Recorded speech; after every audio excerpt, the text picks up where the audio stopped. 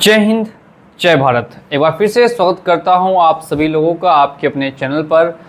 और आज के इस वीडियो में बात करने वाले हैं कि किन किन लोगों के लोन माफ़ होने वाले हैं या फिर लोन माफ़ नहीं होगा, इस बारे में डिस्कशन होगा। आप सभी को सबसे पहले मैं बता दूं, इंट्रोडक्शन कर दूं कि आखिर ये बैड लोन्स होते क्या हैं और इन बैड लोन्स को कैसे माफ़ किया जाता है, सरकार आखिर क्यों इन लोन्स को माफ़ कर देती है और किन किन कंडीशंस में ये लोन माफ़ होते हैं या फिर नहीं होते हैं, सभी के बारे में डिस्कशन होगा। पूरे डिटेल में स्टेप बाय स्टेप बताऊंगा कि क्या पूरा प्रोसेस होता है। तो वीडियो को अंत तक आप लोग ज़रूर से ज़रूर वॉच करते रहेंगे। स्टार्ट करते हैं लोन डिफ़ॉल्ट होने के पहले दिन से। लोन डिफ़ॉल्ट होने के पहले दिन से लेकर 90 दिनों के बीच में आपको रिकवरी के लिए हर दिन कॉल और मैसेजेस आते हैं।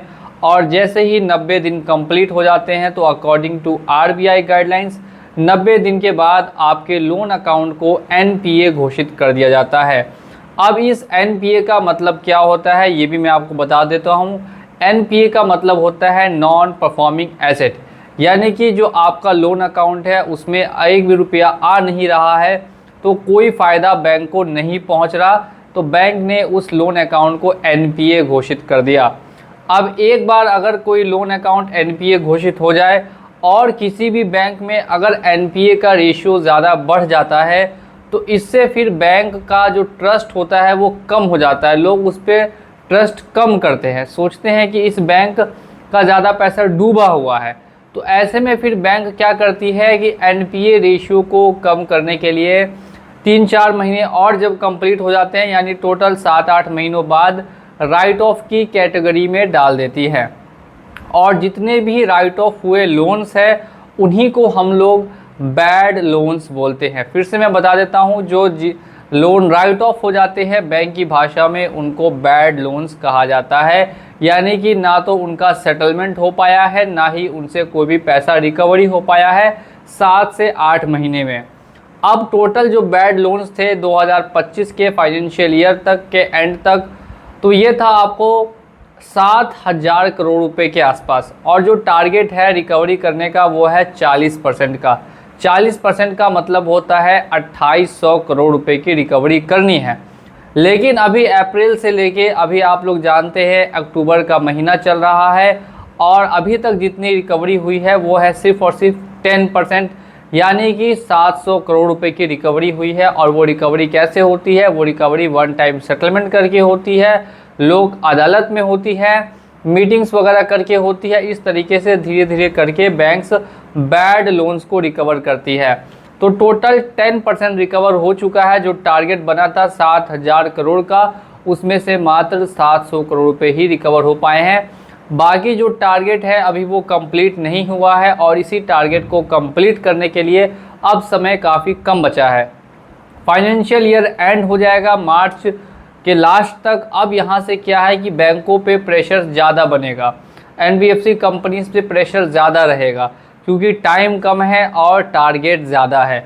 अब आपको भी पता है कि अगर कम समय में ज़्यादा की रिकवरी करनी है तो ऐसे में कम में ऑफ़र्स देने होंगे। जो भी उनके डिफ़ॉल्टर्स हैं, जो भी उनके कस्टमर्स हैं, उनको सेटलमेंट की जो भी ऑफ़र्स होंगी वो और कम परसेंटेज में देनी पड़ेगी, तभी तो लोग सेटलमेंट कर पाएंगे। अगर किसी का 1 लाख रुपए का लोन है तो उसको 10,000 में, 15,000 में या 20,000 रुपये में सेटलमेंट की बात करेंगे बैंक्स, ताकि ज़्यादा से ज़्यादा उनका टारगेट कंप्लीट हो सके। और टारगेट कम से कम भी तो अचीव होना चाहिए 25% तक, अगर 40% इन्होंने लेकर चल रहे हैं। तो अब अभी इसमें भी बहुत ही कम समय बचा है और समय को देखते हुए यहाँ पे बहुत सारे लोन्स को देखा ये जा रहा है कि कम में बैंक सेटलमेंट कर भी रही है। दिवाली चल रही थी, बहुत लोगों ने ऑलरेडी बैंक से लोन को सेटलमेंट कराया है। इसके बाद नवंबर में, दिसंबर में, जनवरी में या फरवरी में, आप किसी भी महीने में या लास्ट मार्च में, जिसमें कि सबसे बड़ा डिस्काउंट मिलता है, आप सेटलमेंट के लिए जा सकते हैं। अगर आपका भी लोन काफ़ी समय से बैड लोन की कैटेगरी में है, यानी कि राइट ऑफ की कैटेगरी में है, तो ऐसे में आप 10%, 12%, 15% भी सेटलमेंट के बारे में सोच सकते हैं। और इन केस पॉसिबल भी हो सकता है अगर आपके पास कोई ऐसी मजबूरी है, इनकम का लॉस है, आपकी मेडिकल कंडीशन सही नहीं है, तो ऐसे में ये पॉसिबल भी है कि 10%, 12%, 15% में सेटलमेंट आपका करा दिया जाए। अब इसके बाद बात करते हैं कि चलिए 40% की रिकवरी हो जाएगी या 25% की रिकवरी हो जाएगी, फिर भी 75% लोन जो है वो अभी भी बच रहे हैं, तो फिर उनको राइट ऑफ की कैटेगरी में ही छोड़ा जाएगा और उनसे फिर रिकवरी के लिए ज़्यादा होती है, सभी को कोशिश की जाती है, लेकिन उन पे ज़्यादा दबाव नहीं बनता है। अब ये कौन से लोन होते हैं जिन पे रिकवरी के लिए ज़्यादा दबाव नहीं होता है? ये छोटे छोटे लोन्स होते हैं या फिर ऐसे लोन्स होते हैं जिनकी मैक्सिमम ईएमआई पेड हो गई। किसी ने 1 लाख का लोन लिया और उसको वापस 1,20,000 रुपये करने थे, जिसमें से उसने 1 लाख वापस कर दिया और 20,000 वापस नहीं कर पाया किसी कारण से। तो ऐसे में इन लोन पे ज़्यादा फोकस नहीं किया जाता है, क्योंकि जो उनका प्रिंसिपल अमाउंट है वो ऑलरेडी रिकवर हो चुका है।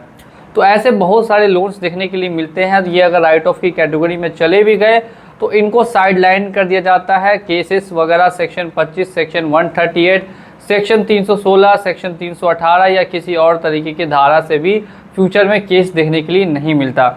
लेकिन वैसी कैटेगरी के लोन्स जहाँ पे सिर्फ और सिर्फ 2 या 3 ईएमआई पेमेंट हुई है और बाकी सारी के सारी पेमेंट ड्यू है, मैं अब यहाँ पे ज़्यादातर बैंक्स के बारे में बात कर रहा हूँ, इस चीज़ को आप लोग ध्यान देंगे। मैं बैंक्स को लेकर बोल रहा हूँ, लोन एप्लीकेशंस और एनबीएफसीज इसमें इंक्लूडेड अभी मैं नहीं कर रहा।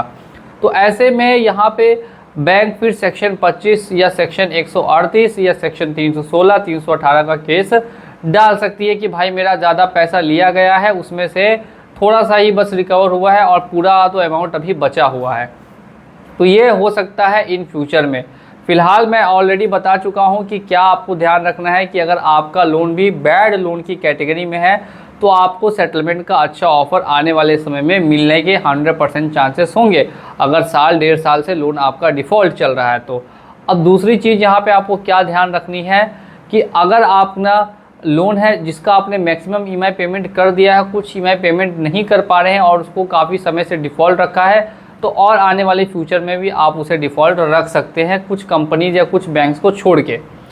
अब नेक्स्ट मैंने लास्ट में ये बताया है कि अगर आप अभी फ़िलहाल भी लोन सेटलमेंट नहीं करा पाते हैं तो फिर कोई दिक्कत नहीं है, नेक्स्ट आपका भी लोन राइट ऑफ हो जाएगा। अगर अभी तक नहीं हुआ है तो आप राइट ऑफ होने के बाद भी सेटलमेंट करा सकते हैं और इसमें ऑफ़र में कम से कम अमाउंट ही मिलता है। काफ़ी लोग सोचते नहीं भाई राइट ऑफ होने के बाद तो 50% से कम नहीं होगा, 40% से कम नहीं होगा, तो ऐसा नियम बिल्कुल भी नहीं है। तो ज़्यादातर मैंने आपके डाउट्स क्लियर कर दिए हैं कि जो लोन आपका मैक्सिमम भर चुका है, थोड़ा बहुत बचा है, उस पर आप ध्यान नहीं भी देंगे तो चलेगा, कोई दिक्कत नहीं आएगी। सिविल आपका इम्पैक्टेड रहेगा, अगर आप सेटलमेंट भी कराते हैं इससे भी सिविल आपका इम्पैक्टेड रहेगा, यानी सिविल को काफ़ी भारी नुकसान देखने के लिए मिलता है। उम्मीद करता हूँ कि वीडियो आपको इन्फॉर्मेशन वाली लगी हो, तो वीडियो को लाइक कर दीजिएगा और चैनल पे अगर पहली बार आया तो चैनल को सब्सक्राइब कर दीजिए। मिलूंगा अगले वीडियो में बहुत ही जल्द। जय हिंद, जय भारत।